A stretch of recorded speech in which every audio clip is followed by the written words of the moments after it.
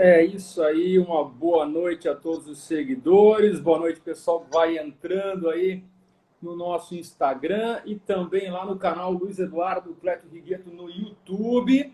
Também está sendo transmitido ao vivo. A diferença, sempre digo para o pessoal que está acompanhando o Instagram e o YouTube, é que no Instagram a gente tem a divisão de tela aqui com o professor convidado de hoje. Lá no Instagram, no YouTube, você vai encontrar somente a minha imagem, a voz do professor, vai estar acompanhando aí o nosso bate-papo de hoje aqui no Instagram. Antes de apresentar essa figura lá do Oeste Catarinense, eu quero, na verdade, convidar o pessoal mais uma vez, para a semana de live. Geralmente eu estou fazendo nas terças e quintas. Essa semana, excepcionalmente, nós vamos ter a live hoje, terça-feira, e amanhã, quarta-feira. Amanhã eu vou estar com a desembargadora, a doutora Salete Silva Somariva, do Tribunal de Justiça de Santa Catarina, que vai trazer os projetos que ela tem encabeçado junto ao TJ no combate à violência doméstica contra a mulher. A doutora Salete vai participar dessa live.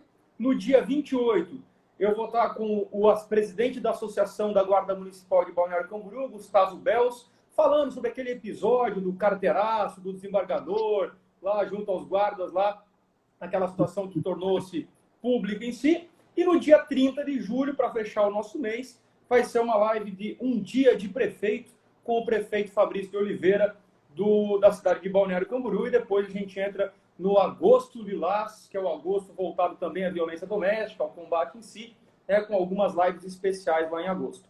Hoje, trago a ilustre figura, agradeço imensamente o convite. A gente se conheceu nas redes sociais, nas lives, e conversa aqui, conversa de lá, e acabamos, na verdade, marcando essa live hoje. Dr. Marcelo Ricardo Colasso, delegado da Polícia Civil de Santa Catarina, direto da titular da DPCAM, né, doutor?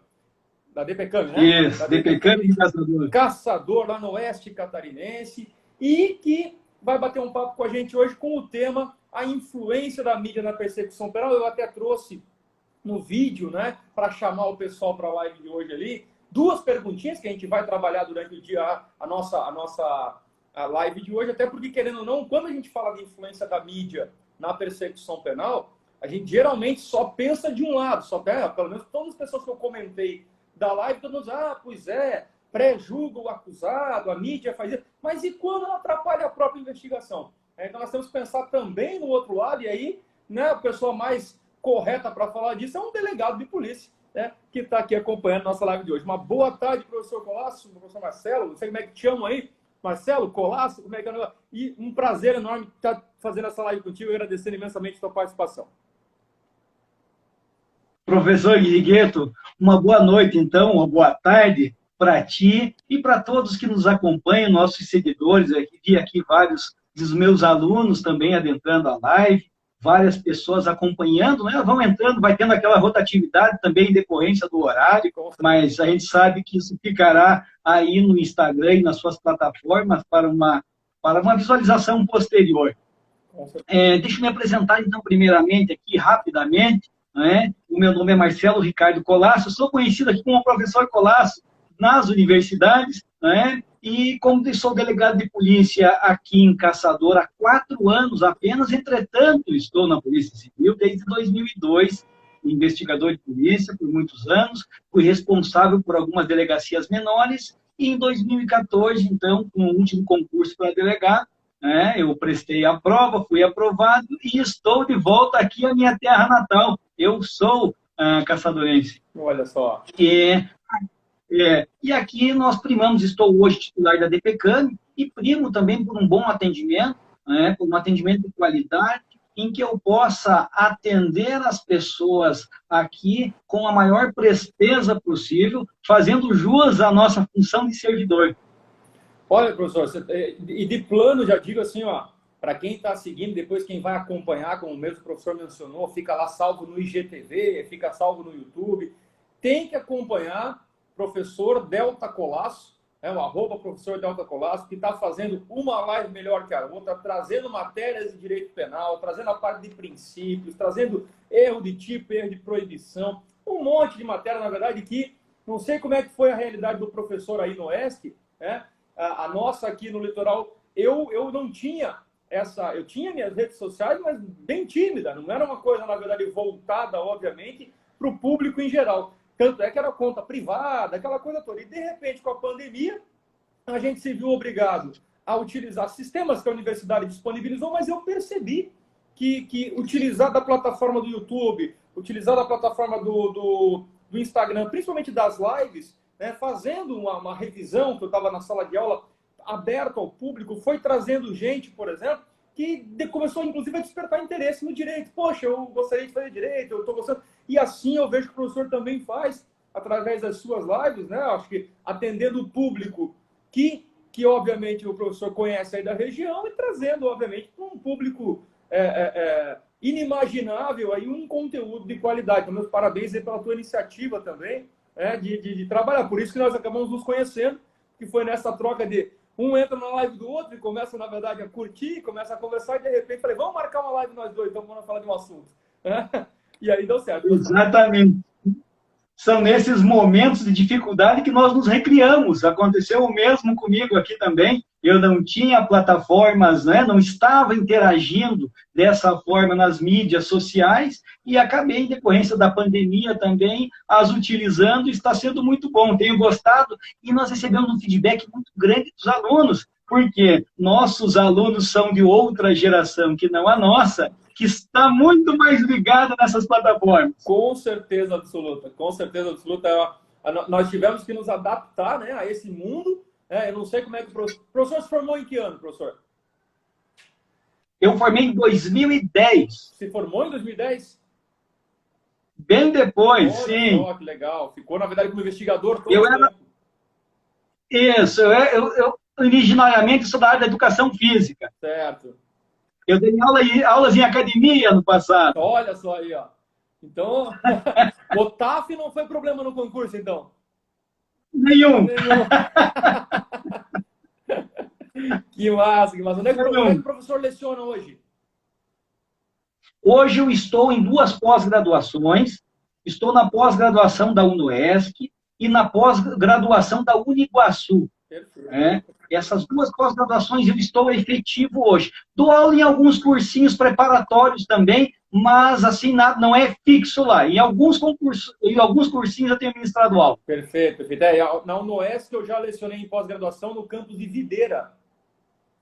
Exatamente em Videira que estou. Então, legal. Lá no campus Videira eu lecionei uma época numa pós-graduação lá. E eu tive agora na semana passada, na quinta-feira passada, eu tive em Concórdia. Aí pertinho, na verdade, né? Tive que fazer um bate-volta em Concórdia, me agasalhei bastante, cheguei aí, estava mais calor que aqui. Aqui há essas variações muito grandes de temperatura, mas neste período muito frio. É mesmo? O frio predomina. Acabei indo, fui de manhã e voltei à noite, final da tarde, né? E aí acabei, na verdade, fazendo na quinta-feira passada. E aí, fui todo agasalhado, cheguei em Concórdia, estava um clima bem agradável e aí deu tudo certo. Mas, professor, que legal, mais uma vez. Então, parabéns. A pessoal tem que seguir. @professor Delta Colasso aí para poder acompanhar as lives que o professor tem feito. Assim, ó, ele está trazendo direito penal parte geral e vai construindo aí a matéria que eu acho assim, ó. Eu sempre digo para o pessoal, eu sou um fã de carteirinha do maior psiquiatra do mundo, que é o Augusto Cury. E ele, na verdade, sempre diz: conhecimento é para ser compartilhado. Então, assim, ó, o fato de compartilhar no YouTube, no Instagram, nas plataformas da universidade, não me interessa qual plataforma. Aí as pessoas às vezes perguntam para a gente, né? Mas, professor, você não tem, principalmente no meu caso, né? Você não tem, na verdade, medo da concorrência? Não tenho medo da concorrência, porque ninguém vai ser igual a mim.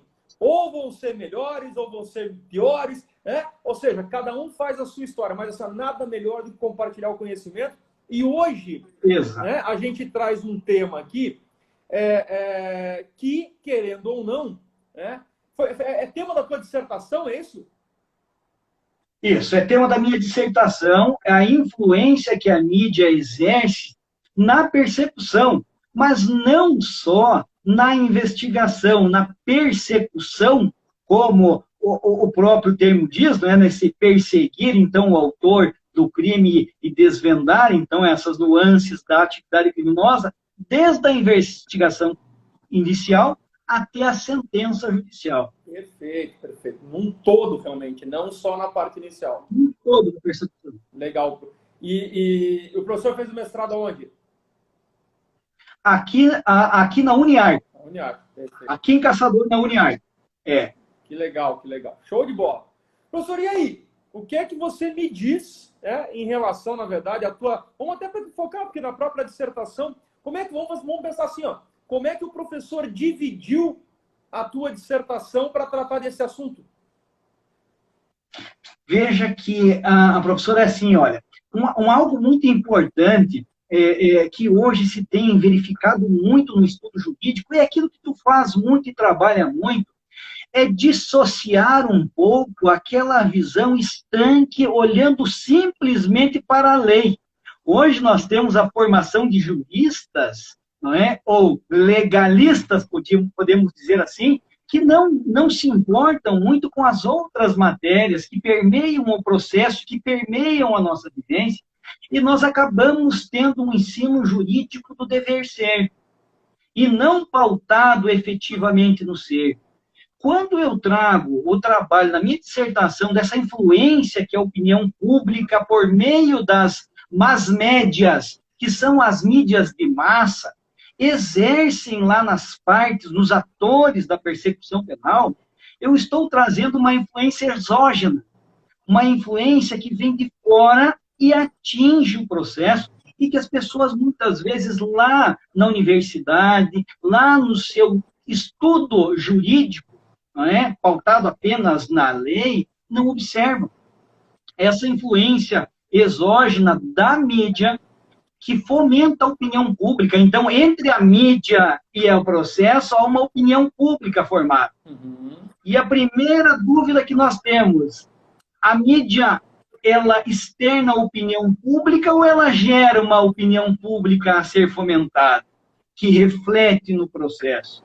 E, por óbvio, essa influência exógena, ela atinge os atores estatais, atinge o delegado, atinge o membro do parquê, atinge o magistrado. Por quê? São seres normais, apesar de alguns acharem que não, são seres normais da sociedade. São seres que têm suas dúvidas, suas preocupações, suas famílias, e psicologicamente eles são atingidos também por essas influências, por essa mídia ou por essa opinião que é trazida por meio da mídia. Então é muito bom fazer um trabalho que não se pauta efetivamente unicamente no processo na lei, mas numa interdisciplinariedade em que eu trabalho a sociologia, a psicologia, a criminologia, que é uma matéria fantástica, eu amo de paixão a criminologia, que no Brasil é relegada, deixada de lado. Nós temos grandes criminólogos que não se dão importância aos criminólogos. Uhum. E isso é importante. E nós acabamos abandonando, dessa forma, o processo penal do ser e olhando para o dever ser. Há, por óbvio, uma mudança nesse aspecto de alguns doutrinadores. Eu vou citar alguns próximos. Um exemplo é o professor Alexandre Moraes da Rosa, o juiz, que ele, com a sua teoria dos jogos, ele até acho uma expressão muito engraçada do livro dele, lá do manual, conforme a teoria dos jogos, que ele fala do processo penal baunilha. Né? Vamos desmistificar esse processo, porque no dia a dia, devido ao processo legal, não é bem assim. A arguição, as alegações finais chegam lá e passam o olho e ninguém olha para elas. Né? Então, ele está trazendo o ser, aquilo que permeia o processo, nós, seres humanos, olhando para ele.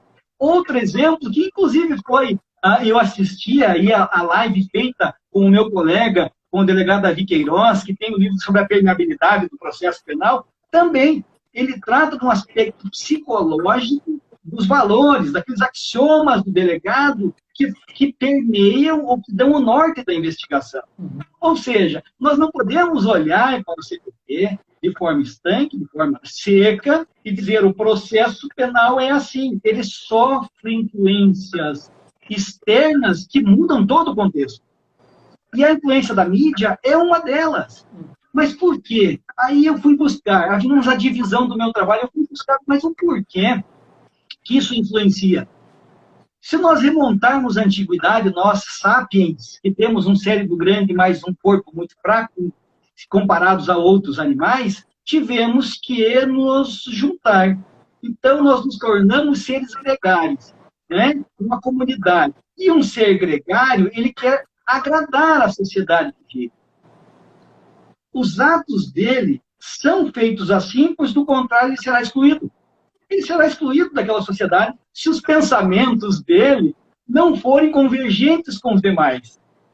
Nesse sistema, nós teremos o quê? Dentro do processo, um ser gregário, influenciado por uma mídia e por uma opinião pública, que acaba tendo aquilo que Jeremy Bentham já falou lá no início do século, sobre o utilitarismo. Eu tenho decisões utilitárias. Eu não olho para aquela pessoa que está sofrendo aquela segregação, aquela restrição de direitos. Mas eu olho para a sociedade e penso, a sociedade vai gostar disso.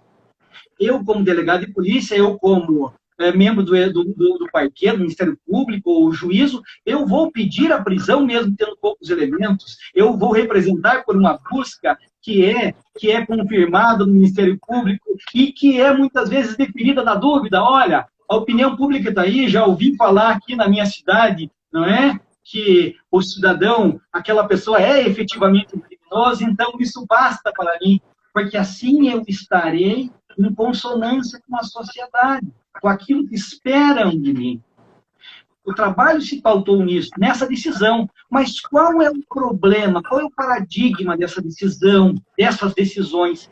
É que nós estamos aqui a trabalhar uma vingança privada, uma decisão que não é técnica.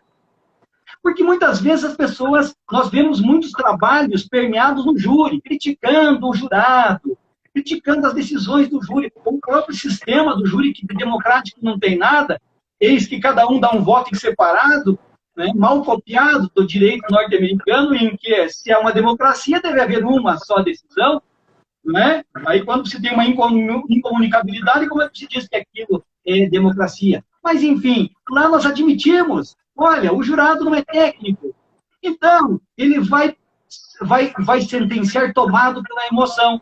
E essa emoção, sem dúvida, ela tem muito do dia a dia da sociedade e da mídia. Pensemos no goleiro Bruno, no casal Nardoni, eles estariam condenados, pode desaforar para Manaus, estariam condenados. É? Eu brinco em sala de aula dizendo que aqueles ali podiam mandar para Massachusetts, que eles iam ser condenados, não ia ter jeito, porque é a opinião formada, ainda mais assim, ó, olha um detalhe interessante no casal Nardoni, do casal Nardoni. Eu li uma reportagem, não me recordo agora se era na revista Época ou na revista Veja, mas a revista fazia a seguinte menção: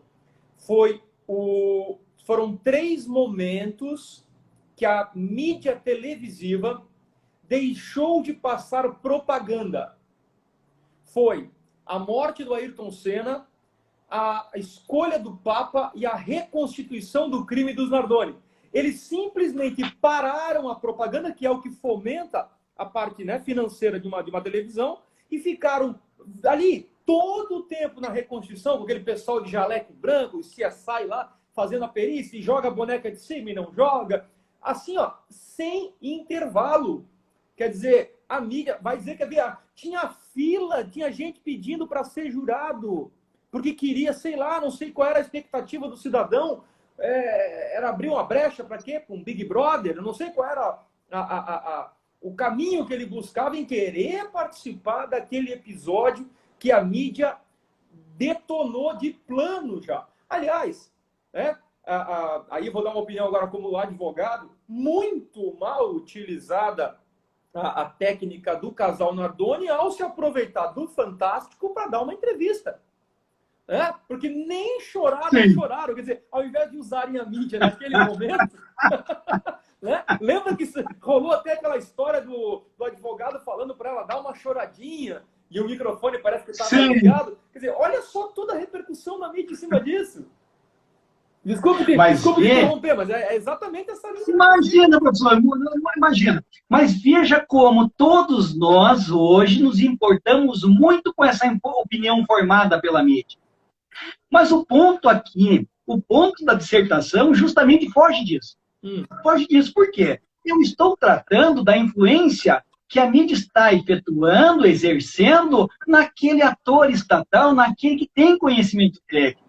Ou seja, a mídia acaba suplantando, em muitos casos, o conhecimento técnico dele, e ele acaba exarando lá uma decisão, proferindo uma decisão, que parte única e exclusivamente de um sentimento social comunitário. Eu, no meu trabalho, trouxe 3 casos. Eu trouxe o caso da conhecidíssima Escola Base. Então, iniciei com o caso Escola Base. Depois eu fui até o caso Elie Lucas, que é o caso de Florianópolis, do rapaz que foi detido com um armamento de um grupo, de uma organização. Aquele que foi preso e sem depois camisa. Exato, ele mesmo. E o caso do Leonardo Nascimento, que foi, então, preso no Rio de Janeiro, como autor de um latrocínio, que, na verdade, estava jogando futebol, e todo mundo o reconheceu, e correndo saiu a temporada dele. Ele ficou 7 dias preso, né, uma temporada por hediondo lá, e aí, no fim, descobriram, um advogado fez uma investigação defensiva juntamente com a família, e se provou facilmente que não foi ele o autor. No caso Elian, é muito engraçado, porque a juíza do plantão, que na audiência da custódia liberou o Elian com base legal, olhando as premissas do código, olhando efetivamente quais as condições pessoais, fáticas e processuais, o liberou, foi escrachada pela mídia, associação de bairros, né? Aí o MP lá me propõe um recurso em sentido estrito que dá um efeito suspensivo no tribunal ainda, meu Deus, e aí ele é preso novamente, advogado recorre à STJ, ele é solto, aí o tribunal vai lá e prende novamente. No fim, eu acho que houve uma falha do advogado também ali, porque podia ter jogado na inexigibilidade de conduta diversa. Como é que um menino daquele que um histórico de estudo muito grande, sempre trabalhou, sempre estudou, ficou claro lá no processo que ele estava com medo, por temeridade daquela organização, ele guardava aquela arma, né? Teria outro modo de agir? Ao meu ver, não. E ainda ele foi condenado pela posse dessa arma, né? Mas, enfim, ali demonstra que a mídia influenciou sobremaneira no processo, fazendo com que os atores estatais, sobretudo o Ministério Público e os desembargadores, agissem numa forma de mostrar à sociedade, olha aqui, eu estou defendendo vocês. Não importa o caso. Eu quero, então, eu tenho aqui uma política lá da criminologia, da prevenção geral negativa. Né? Vamos colocar medo em todo mundo aqui, mas a pena não serve para isso.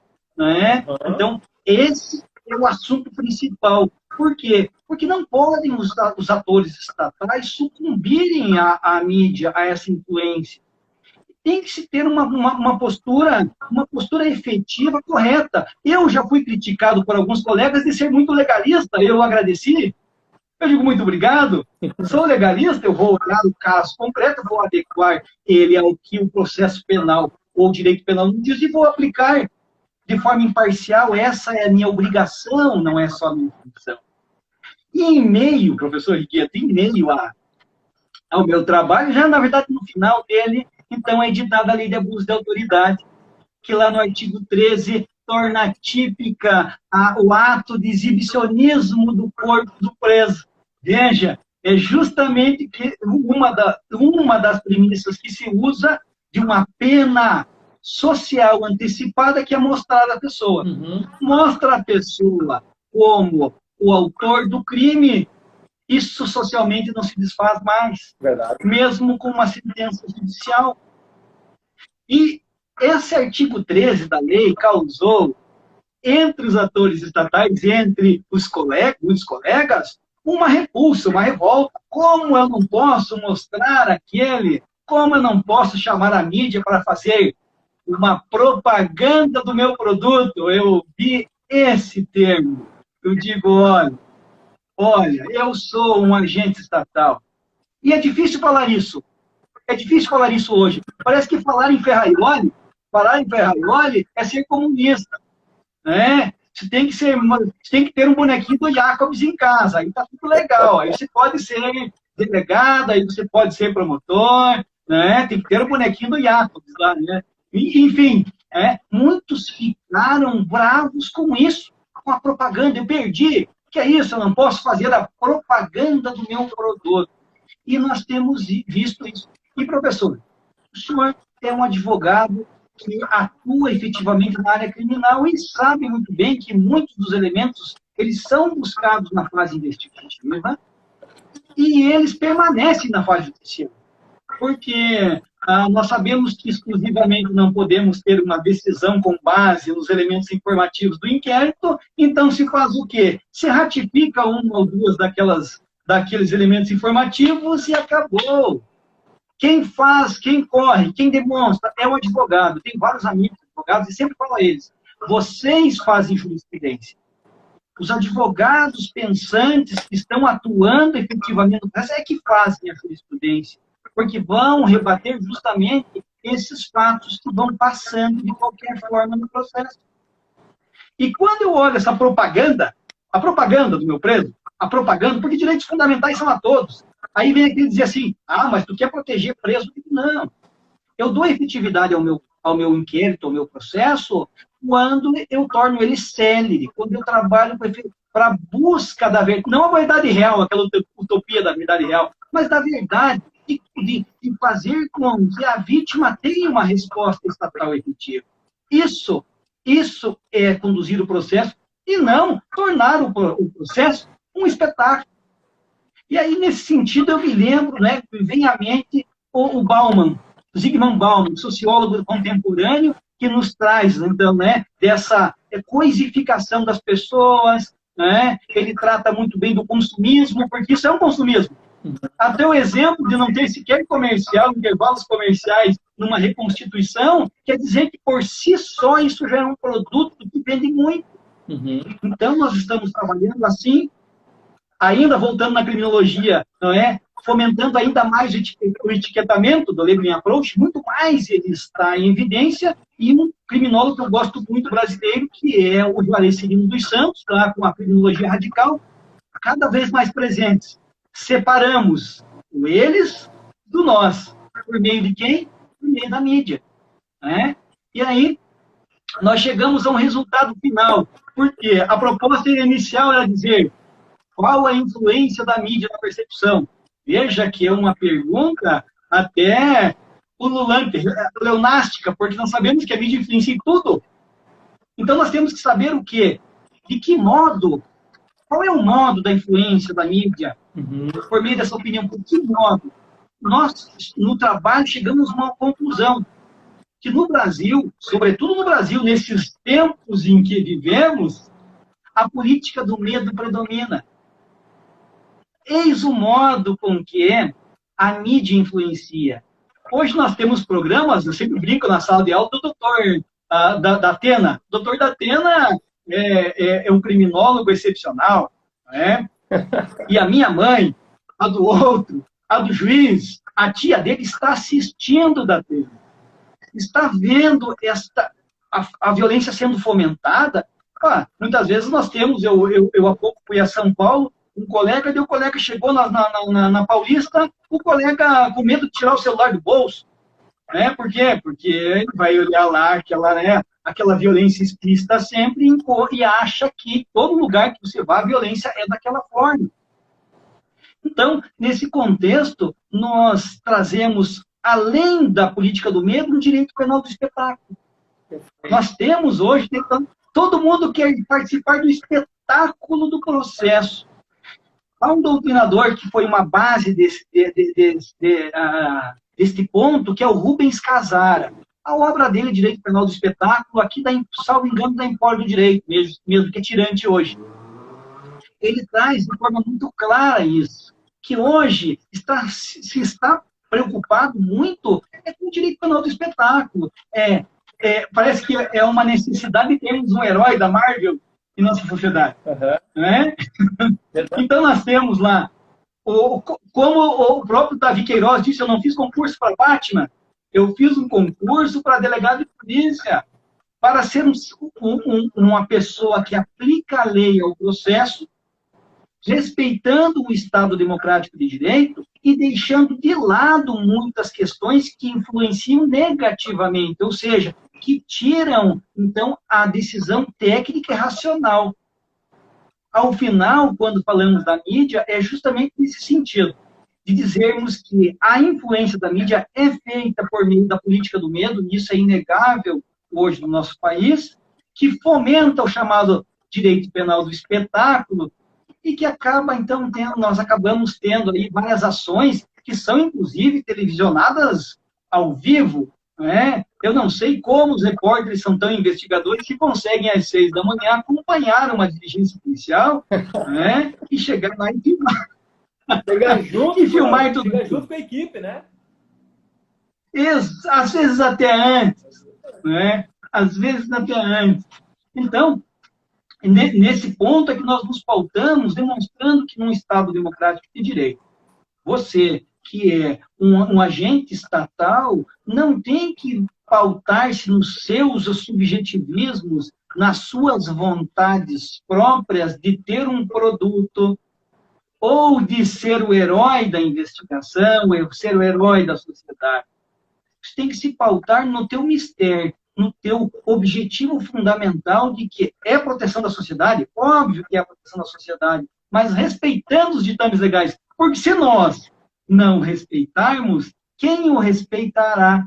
Que diferença teremos nós daquele que pratica um outro delito, que nós também estaremos assim a agir? Show de bola! É assim que eu posso resumir a tua explicação.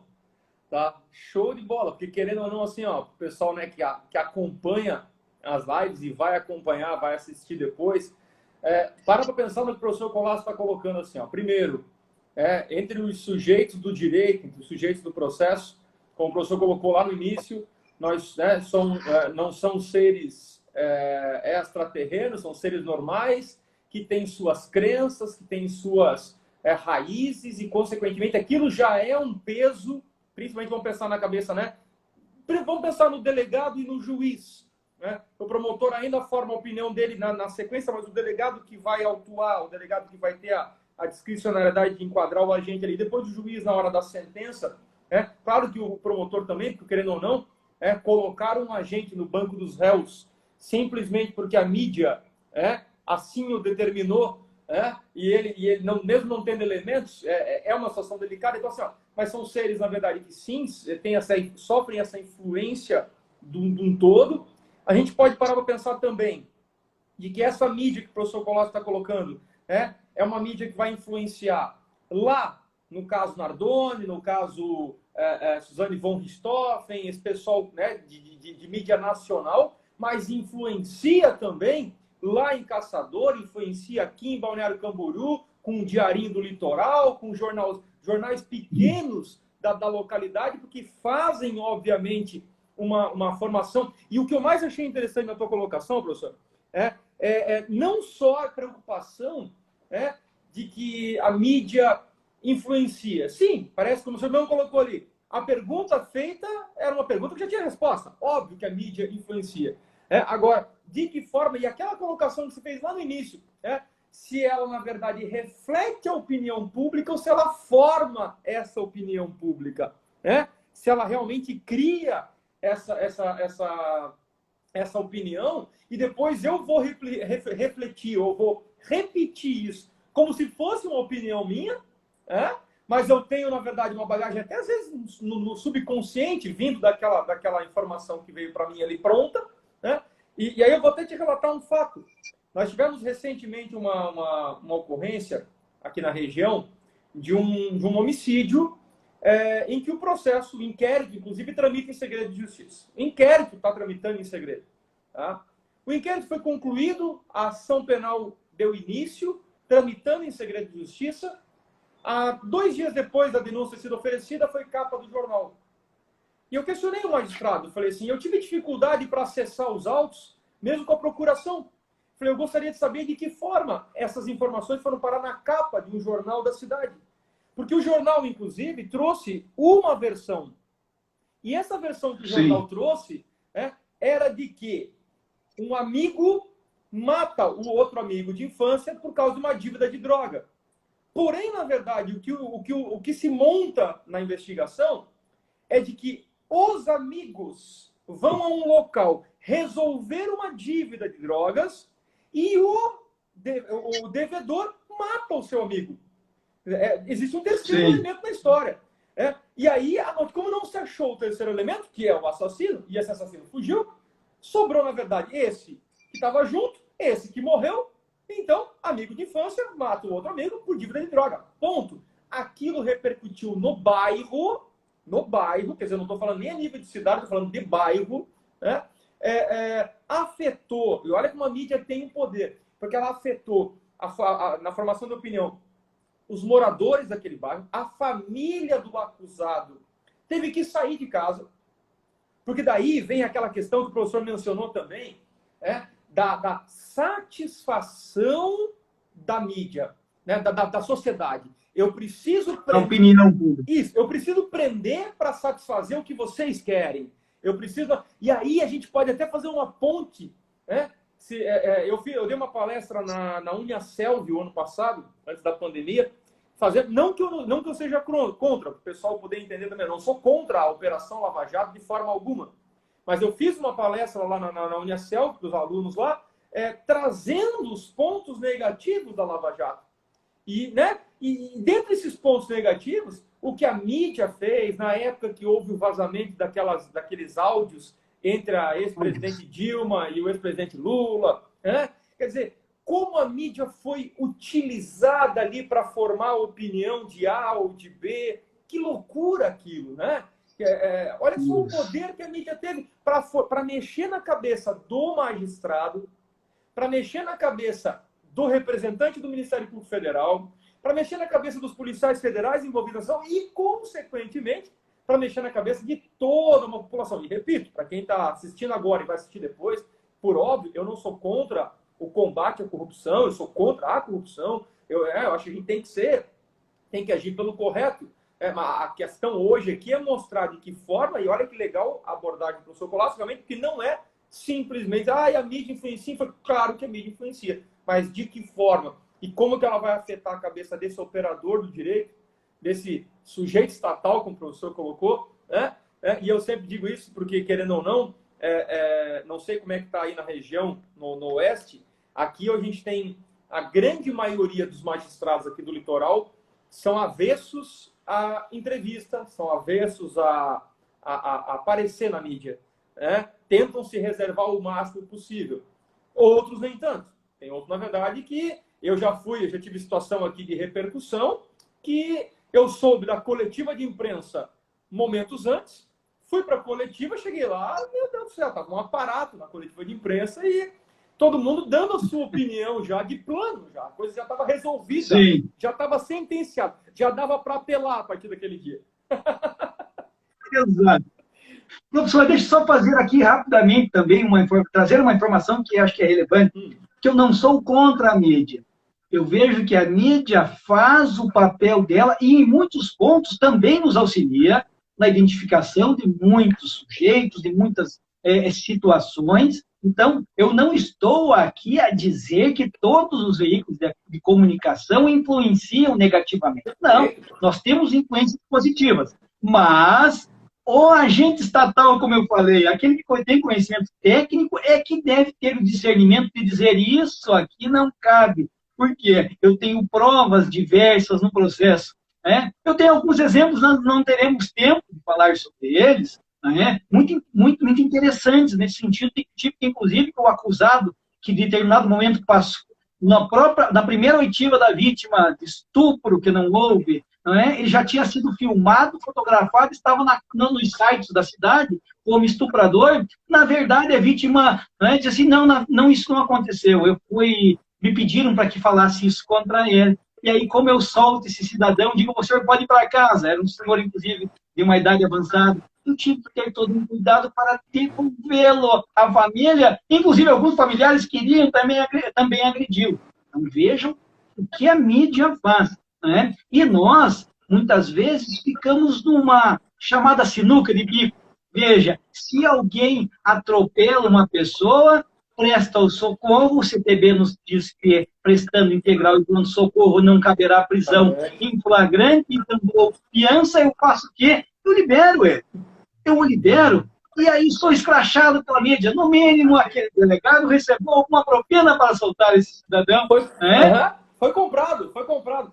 O cidadão, ou o cidadão é rico e vai ficar impune, porque olha só, entrou pela porta da frente e saiu pela porta da frente da delegacia.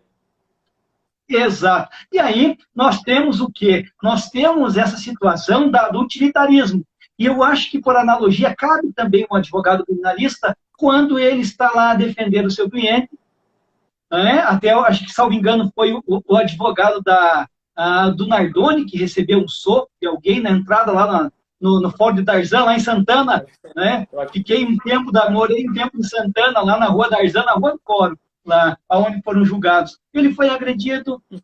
Então, veja, que quando a decisão dele ou a execução do seu próprio exercício da advocacia não é consentâneo com o utilitarismo que as pessoas querem, ele é visto como um monstro também, e que, na verdade, está defendendo direitos do seu cliente. Então, mas isso é fomentado pela mídia. Eu já tive problema assim, ao defender acusado de estupro, e ter, na verdade, que sair pela parte do fórum aqui, não sei se você conhece aqui o fórum de Itajaí, Balneário, tem uma parte meio que subsolo, onde a gente sai pelos fundos do fórum, onde os presos entram.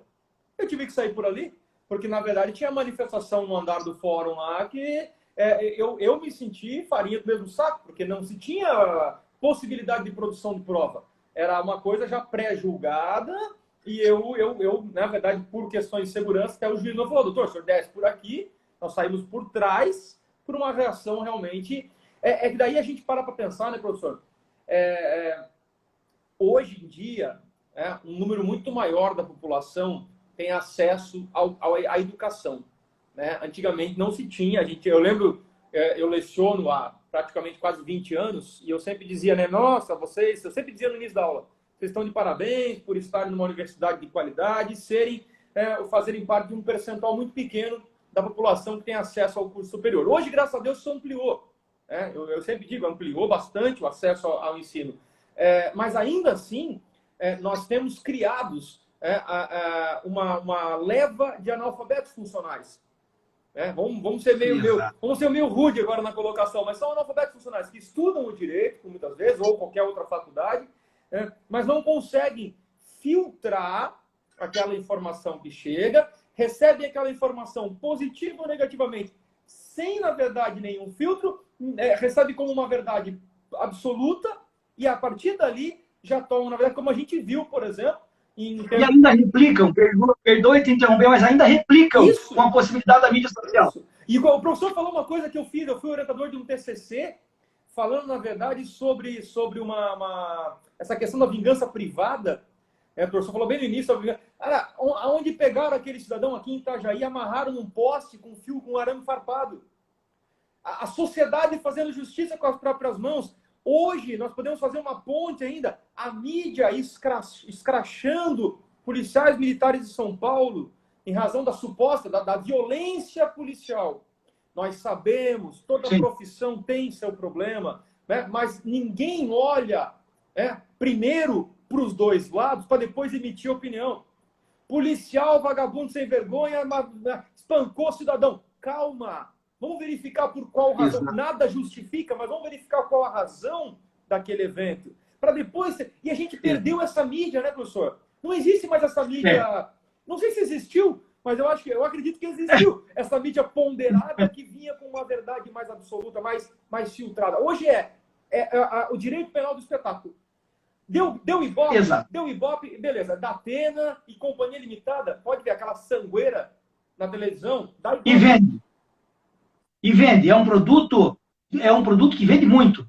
Vende muito. Né? Nós temos veículos de comunicação que se pautam, até o professor citou aí, o doutor citou o Diarinho, nós também temos alguns sucedâneos aqui que são, que utilizam-se, inclusive, jargões e termos até, assim, de um baixo clero, mesmo para atingir aquela população que está muito longe de uma educação formal e de uma capacidade de raciocinar. Nós hoje temos uma velocidade de informação tão grande, e isso está na teoria do Bauman também, que essa modernidade líquida em que nós recebemos uma enxurrada de informações. Eu pego hoje meu WhatsApp, eu pego hoje o meu Instagram, ligo o televisor, eu tenho inúmeras informações e não tenho tempo de assimilá-las e de externar as minhas razões sobre elas. Eu simplesmente replico aquilo que recebi. Exatamente. É? Exatamente. Ó, aqui em Itajaí, há pouco tempo atrás, houve uma incursão da Guarda Municipal sobre um cidadão que empreendeu fuga, né, depois de uma ordem de parada, e a Guarda foi ao seu encalço até o momento em que a Guarda conseguiu abordá-lo. Ele resistiu à prisão, houve, na verdade, o uso progressivo da força por parte da Guarda, a ponto de algemá-lo, e a população era uma comunidade mais carente, a população ao redor quis investir sobre a Guarda Municipal, e ela teve, na verdade, que usar a força, usar do taser, e assim por diante.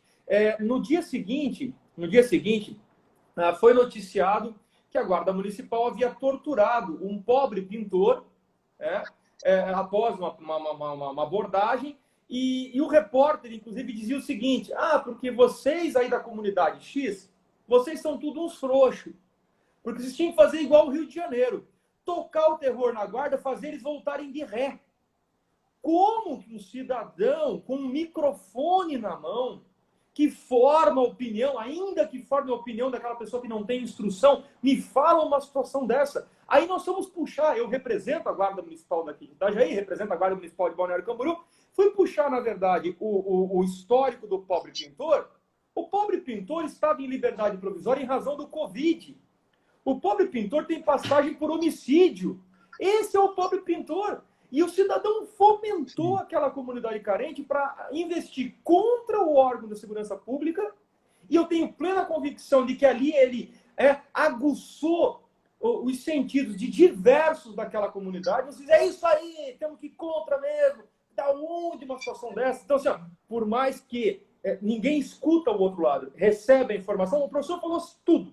Recebe, não tem tempo de assimilar, replica, e seja o que... É mais ou menos aquela história da calúnia, injúria e difamação, né? Aqueles que fazem a propagação do fato respondem igual. Eles simplesmente tocam ficha, não querem nem saber e não tem preocupação na consequência. Agora, concordo com o professor, para a gente caminhar para a reta final, que o delegado, o promotor de justiça, e principalmente o magistrado, por mais que ele venha de uma raiz, que ele tenha suas crenças, eu digo crença assim, por exemplo, magistrado machista, que é titular de uma vara de violência doméstica contra a mulher. Olha que dificuldade.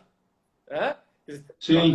Então, ele tem suas raízes, tem magistrado, promotor, delegado que tem um problema com drogas na família ou com alcoolismo, e aí se depara com um criminoso envolvido com droga ou com alcoolismo. Então, a gente sabe que tem as raízes. Agora, ele tem que saber muito bem, como o senhor falou mesmo, não me importa o que a mídia está dizendo, seja ela positiva ou negativa. Eu preciso, na verdade, avaliar o que eu tenho de prova nos autos, o que não está nos autos não está no mundo, e ali decidir. Seria mais ou menos por analogia, o magistrado que tem acesso... Hoje, com o pacote anticrime mudou, mas o magistrado que tem acesso à prova ilícita, certo? Declara ilícita, manda desentranhar dos autos e sentencia. E sentencia absolvendo se não tiver mais prova e condenando se ainda tiver. Ainda bem que o pacote anticrime agora tirou o juiz da jogada, porque antigamente olha a dificuldade desse magistrado. Eu sei que o Riquelme e o Colasso estão traficando droga, mas não, a prova foi desentranhada dos autos, e olha para os dois agora e dizia: o que eu faço com o Riquelme e com o Colasso? Os dois traficam droga igual os dois, a interceptação demonstrou isso, mas era ilícito, tive que desentranhar, e aí ou ele vai arrumar uma agulha no palheiro para condenar nós dois, ou ele vai ser justo, não vai deixar a mídia, na verdade, influenciar, e vai dizer julgo improcedente por ausência de prova e dá um 3867 para nós lá e absolve. Exatamente isso. Exatamente. Esse é o embate do ser, de como deveria e de como é o nosso processo, as nossas relações humanas, né? E eu me deparo com relações humanas assim, de muito conflito na DPCAM, porque as relações aqui permeiam-se entre o processo, o crime não é? E as relações afetivas e a família, nós sabemos que aí estão várias matérias, várias nuances em jogo, como a psicologia, a sociologia, o modo de ser e de pensar de uma sociedade. Né? Então, é isso que foi o objetivo dessa minha pesquisa, é trazer um dos elementos, então, que nós, juristas, temos que nos debruçar e estudar também. Não é sabermos o que preleciona simplesmente o código, naquele dever ser. Olha, eu sou um bom penalista. Por que, que você é um bom penalista? Porque eu sei o Código Penal de ponta cabeça, de cabeça para baixo. Não é verdade? Verdade. Isso não é suficiente. Eu sei todos os procedimentos do processo, não é suficiente ao nosso processo, aquilo que a sociedade espera de nós. Verdade. Professor Marcelo Ricardo Colasso, delegado da Polícia Civil, titular da DPCAM de Caçador, lá no Oeste Catarinense. A influência da mídia na persecução penal, tema da dissertação de mestrado dele. Professor, você está de parabéns. Convido mais uma vez a todos que estão nos assistindo e aqueles que vão nos assistir no IGTV ou pelo canal do YouTube, @professor Delta Colasso. Segue esse homem, ele está fazendo um monte de live legal, tá trazendo assim, ó, a base. Já viu que ele tem um monte de conhecimento, cita um monte de doutorador. O cara tem muito conhecimento, é muito legal, na verdade, ele está compartilhando isso com a gente. Professor, você está de parabéns.